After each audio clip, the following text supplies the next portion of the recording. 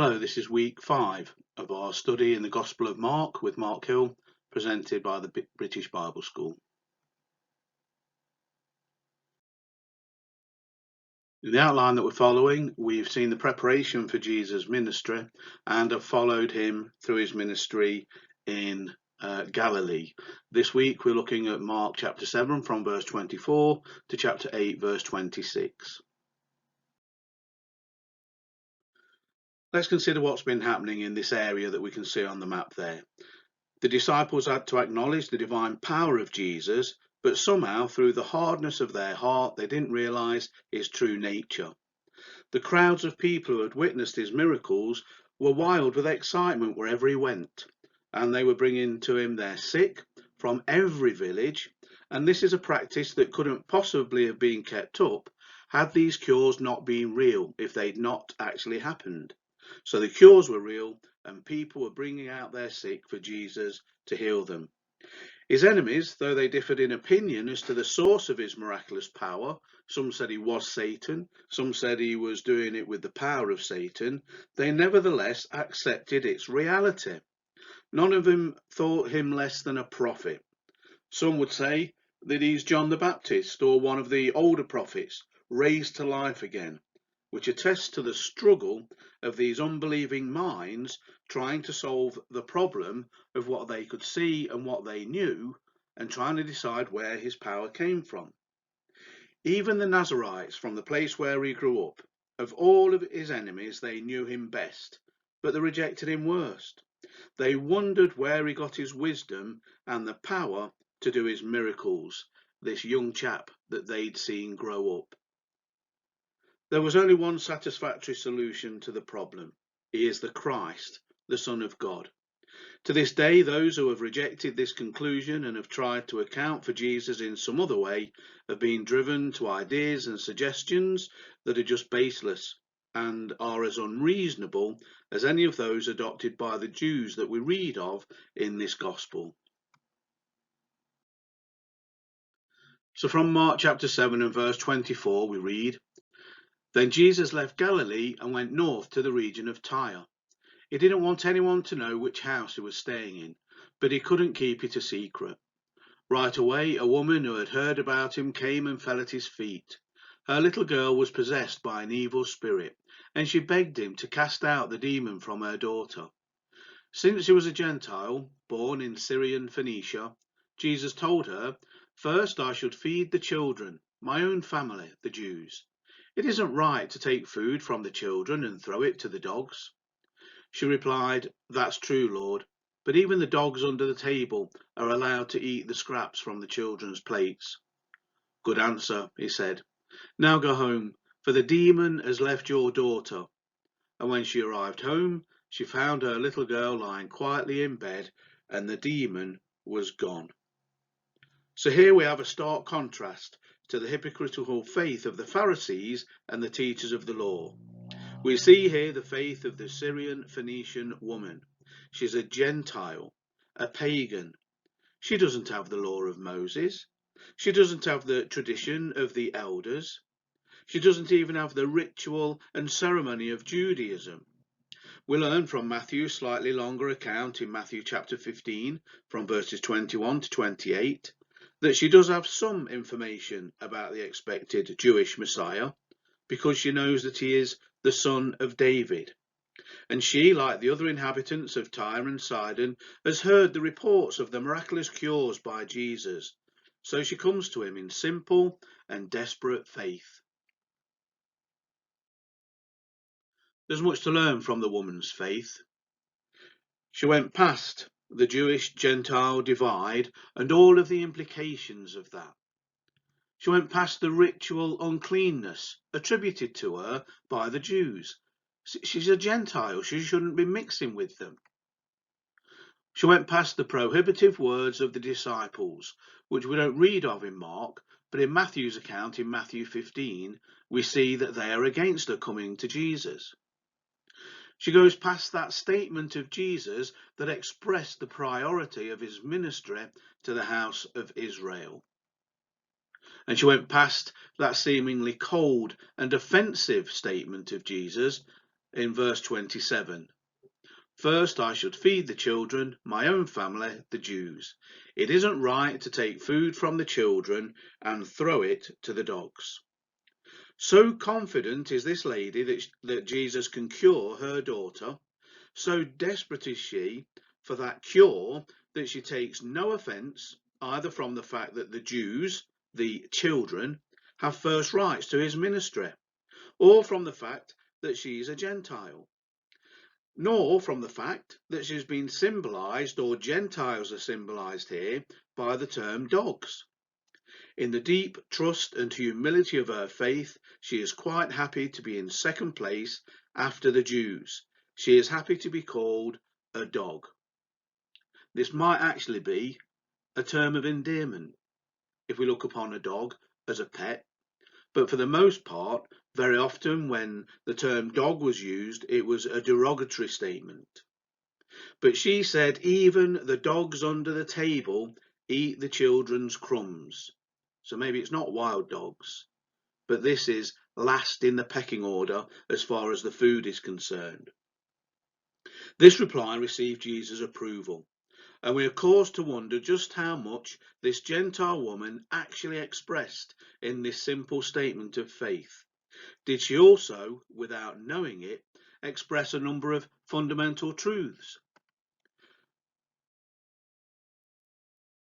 We can certainly learn from this lady that both Jew and Gentile have the same Creator, that both Jew and Gentile are answerable to the same Lord, that both Jew and Gentile belong in the same house, that both Jew and Gentile are equally dependent upon the one God for their survival, that Jesus Christ is actually this sovereign creator, this Lord of both Jew and Gentile.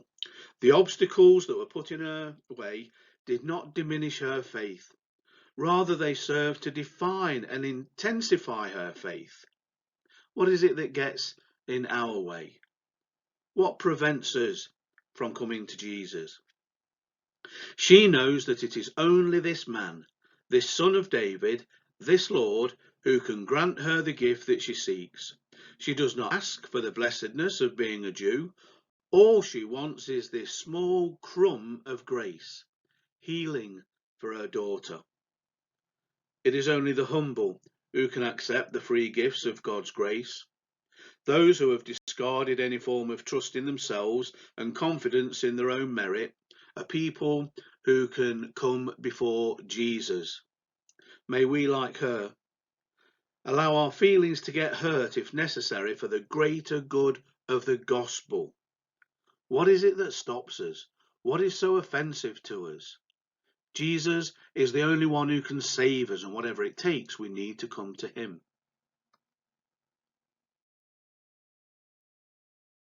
We continue to read from verse 31 of chapter 7. Jesus left Tyre and went up to Sidon, before going back to the Sea of Galilee and the region of the 10 towns. A deaf man with a speech impediment was brought to him, and the people begged Jesus to lay his hands on the man to heal him. Jesus led him away from the crowd so they could be alone. He put his fingers into the man's ears. Then, spitting on his own fingers, he touched the man's tongue. Looking up to heaven, he sighed and said, "Ephphatha," which means, "be opened." Instantly the man could hear perfectly, and his tongue was freed so he could speak plainly. Jesus told the crowd not to tell anyone, but the more he told them not to, the more they spread the news. They were completely amazed and said again and again, "Everything he does is wonderful. He even makes the deaf to hear and gives speech to those who cannot speak." Mark was the only gospel writer to record this miracle. There are a couple of other. Mark is the only gospel writer to include this account along with two others. From chapter 4 we read of the story of the growing seed, teaching us that we must share the good news of Jesus with other people, but only God can make it grow in their lives. Then here the account of the deaf man who could hardly talk is healed, showing Jesus cares about our physical as well as our spiritual needs. And we'll see in chapter 8 and verses 22 to 26 that Jesus healed the blind man at Bethsaida. Jesus is considerate. He made sure this man's sight was fully restored. So in this other instance now of Jesus healing another Gentile, it prefigured Jesus opening the spiritual ears of his disciples. From chapter 6 and verse 31, the beginning of the second withdrawal, and his return in chapter 7 and verse 37, Jesus had been constantly revealing himself more and more to the disciples as the Son of God, but with little response. It seems that Jesus travelled north towards Sidon, which stood about 20 miles north of Tyre, and then eventually back to the east side of the Sea of Galilee, going deeply into Gentile territory. The Decapolis region was also primarily Gentile. We learn that from chapter 5. Evidently, Jesus looped around northern Palestine and approached the Sea of Galilee from the north or east. This trip really could have taken about several weeks.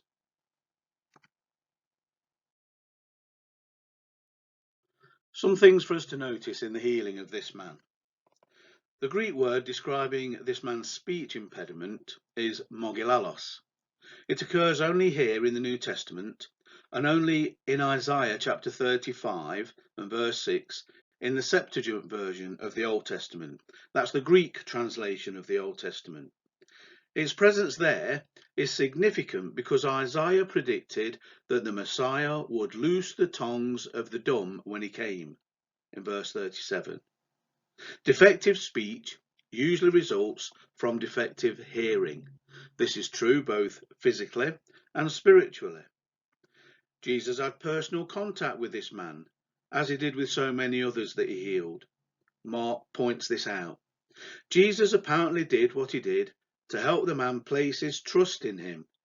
Jesus putting his fingers in the man's ears and on his tongue would have let the man know that Jesus intended to do something about his ears and his tongue. He couldn't tell him. The man couldn't hear. He had to demonstrate what he was doing.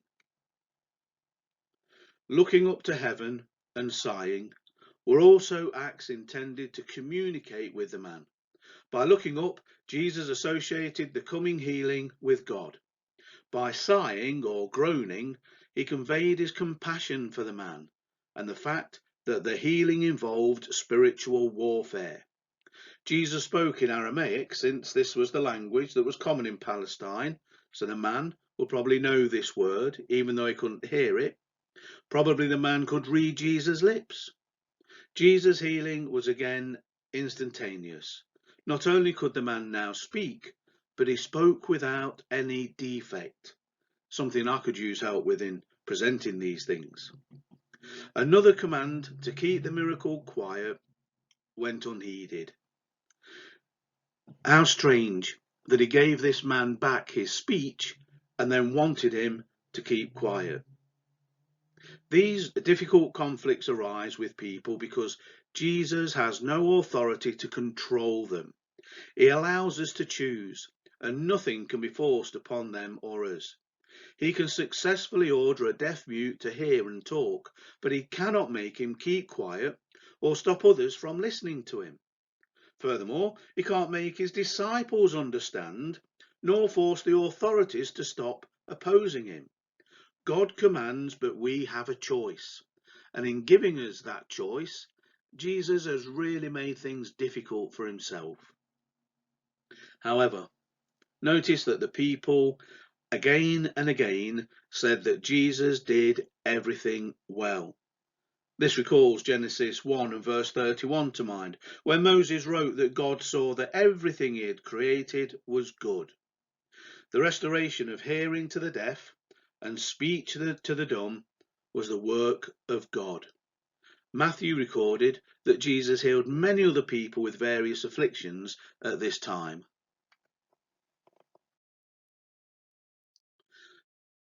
The second feeding miracle occurs in the 10-city area, the Decapolis, where Jesus, remember, had cured the man with a legion of demons, had healed many sick people that had been brought to him from the villages, and restored hearing and speech to the deaf and dumb man, as we've just looked at.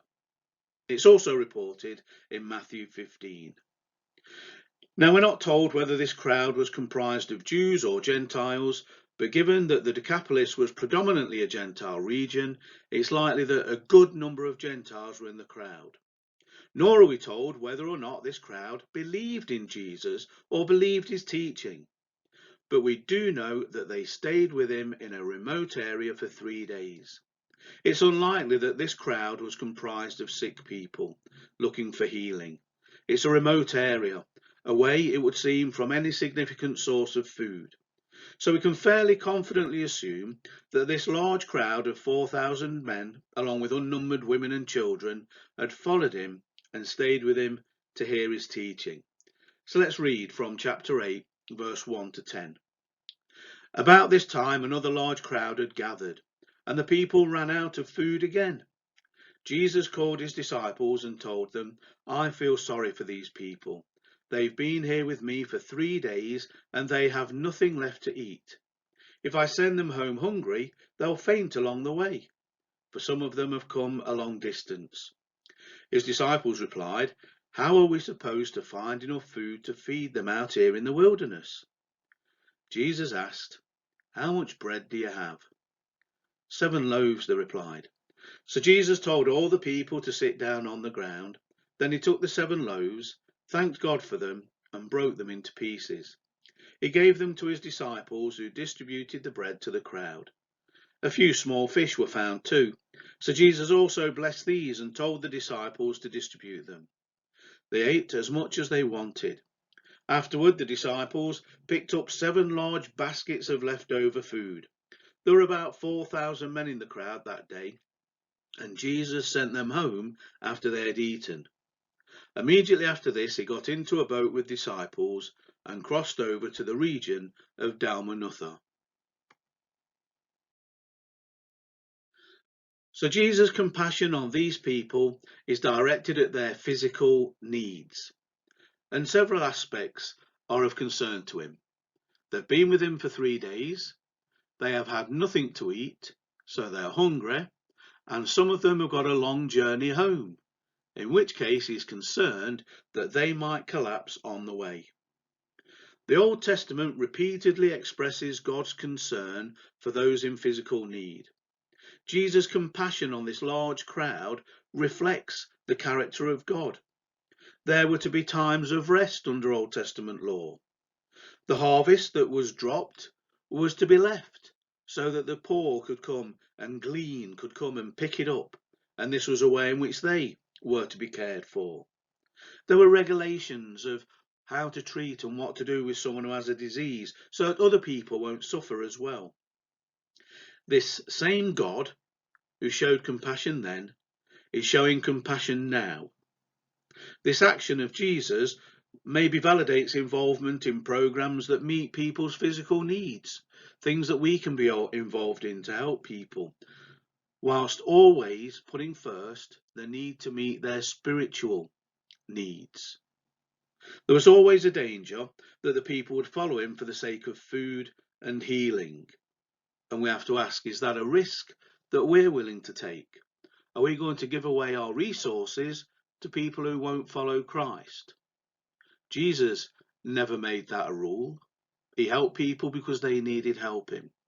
May we do the same. May it be an outpouring of how we feel because of what Jesus has done for us, that we might be able to share with them his good news. So in verse 10, we're told immediately after this, he got into a boat with his disciples and crossed over to the region of Dalmanutha. When the Pharisees heard that Jesus had arrived, they came and started to argue with him, testing him. They demanded that he show them a miraculous sign from heaven to prove his authority. When he heard this, he sighed deeply in his spirit and said, Why do these people keep demanding a miraculous sign? I'll tell you the truth, I will not give this generation any such sign. So he got back into the boat and left them, and he crossed to the other side of the lake.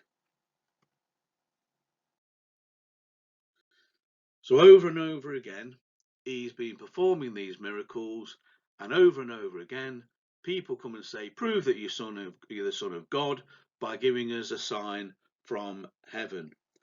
There are similar requests that are made in John chapter 2, verse 18, Matthew 12:38, and in John 6 and verse 30, all previous to this event. What they asked for was something like the manna from heaven, asked for expressly in John 6:31.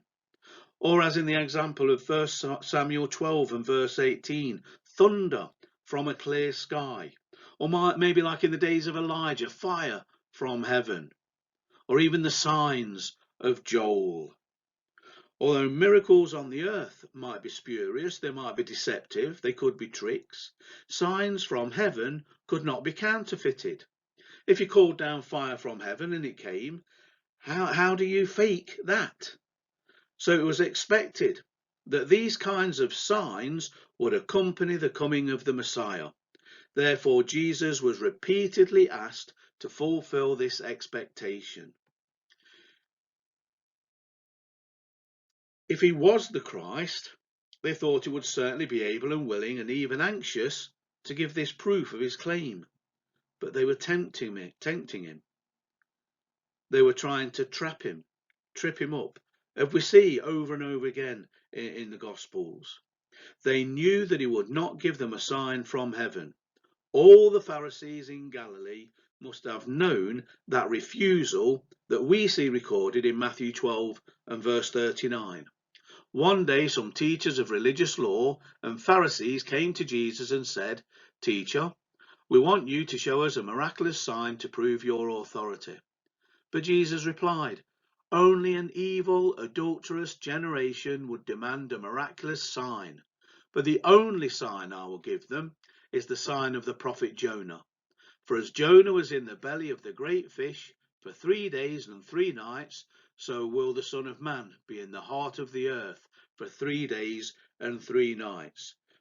He would not give them a sign, and he will not give them a sign." Surely that's shooting himself in the foot.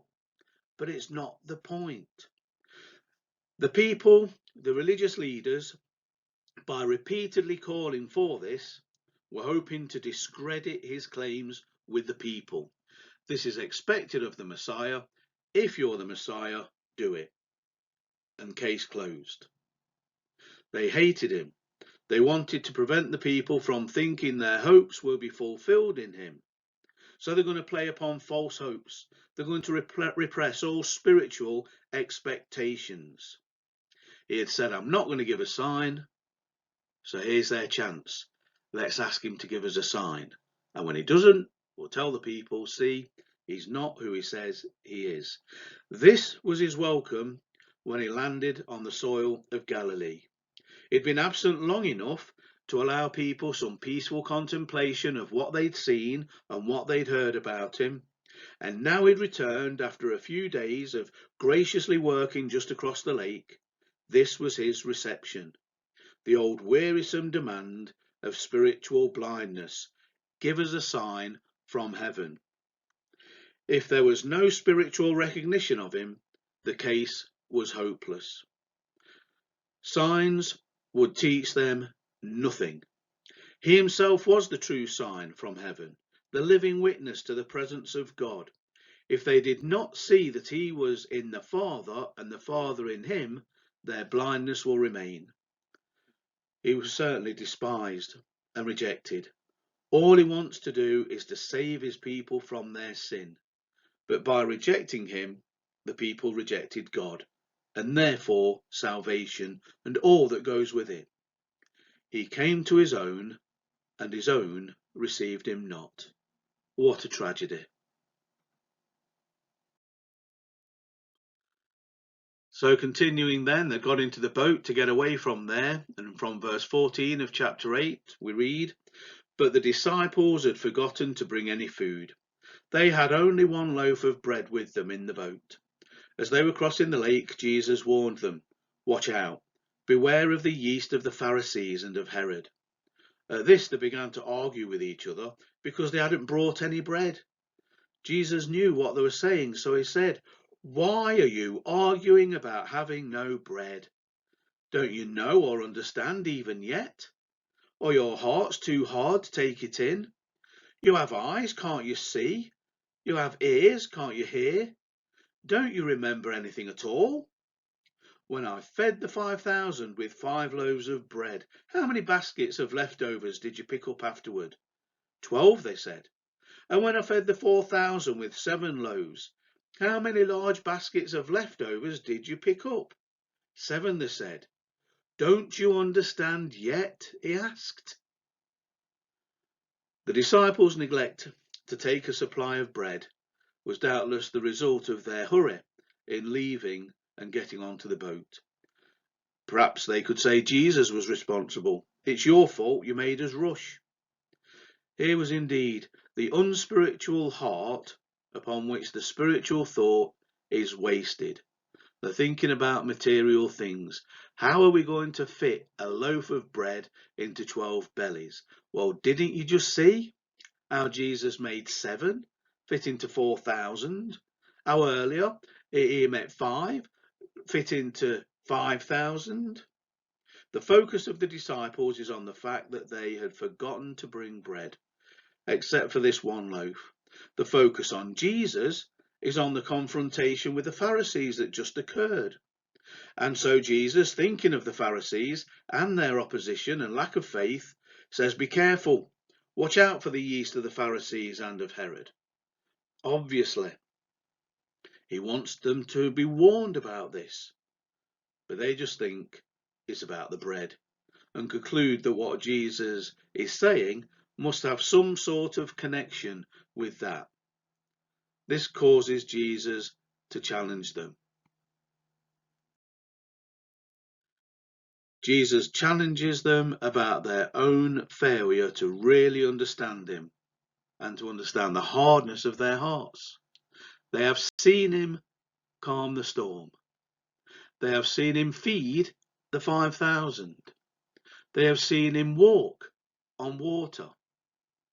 They've just seen him feed the 4,000 and everything in between.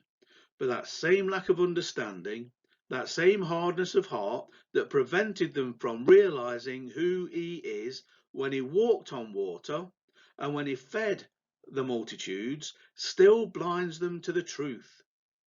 Jesus is the sovereign Lord and creator of all things. With him in the boat, why should they worry about not having enough bread, especially when they've just witnessed what they have? He made the entire universe out of nothing. He fed 5,000 men from 5 loaves and 2 fishes. He fed 4,000 men with 7 loaves and a few small fish. Can't he also feed these 12 people with 1 loaf? Do they still really not understand who he is?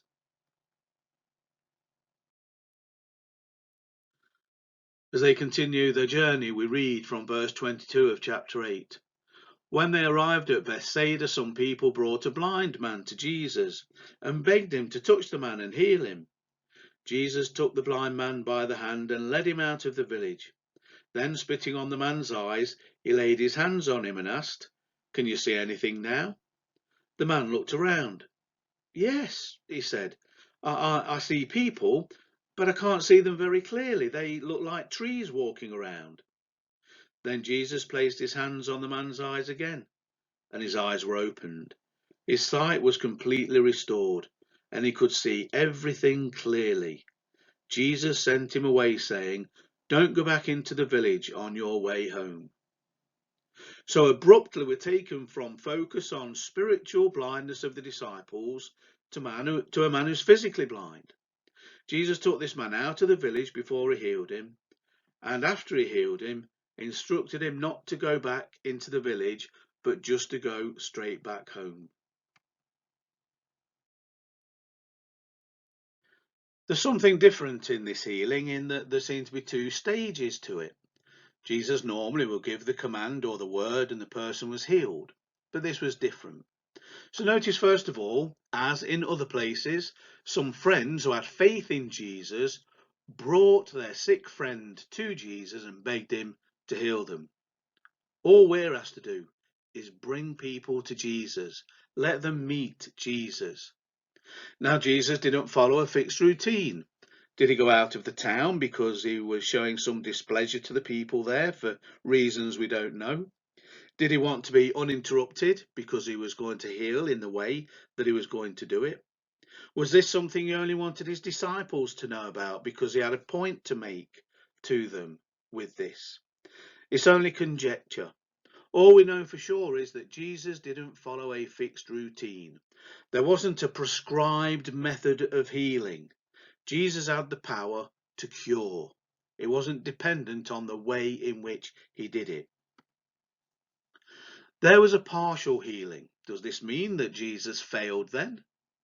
That he didn't quite get it right and so had to do something else to try and uh, get the man healed? Or was he making a point? What seems likely is that Jesus is using this deliberate, gradual restoration of physical sight as a physical example of the gradual removal of spiritual blindness and the gradual restoration of spiritual sight when those who are spiritually blind are exposed to his teaching. Jesus, we note, continued until the man was fully healed. He didn't leave him in a half-healed way.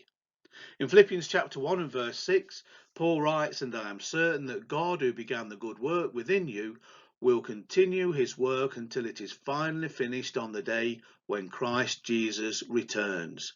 Jesus will make us whole. But you know, sometimes it takes time. Sometimes we feel that we've failed. We feel that we're not growing as we should. We feel like we've let God down again. But God will persist, and so must we. We can learn and we can recover and we can do better next time. The man obviously didn't live in the village. He was to go home, but not go into the village. Jesus didn't want the people telling. So he commanded the man to go straight home. Don't visit the village. Don't go there. Go directly home, not into the town, but home. Not even for an hour or a moment. Don't go into the town at all, not even to tell what I've done. Do not so much as speak to any person in the town, but go directly home. We've looked at his reasons before. You see, Jesus does not want to be known here as just a miracle worker. This is what was causing all the news headlines. This is what was bringing people out to him. But he's not here just to perform miracles. The miracles are merely to prove that he is God on earth. He wants people to know and recognize who he really is. And for this first half of the gospel, everything that he's done, everything that we looking back now think is so obvious, wasn't obvious to the people because of the hardness of their hearts. But with this miracle of the healing of the deaf man, the giving back to the man his sight, are people now going to have the scales lifted from their eyes and their ears unblocked and actually recognize who Jesus is? I think we're at a pivotal point in the gospel, and I look forward to finding out more next time.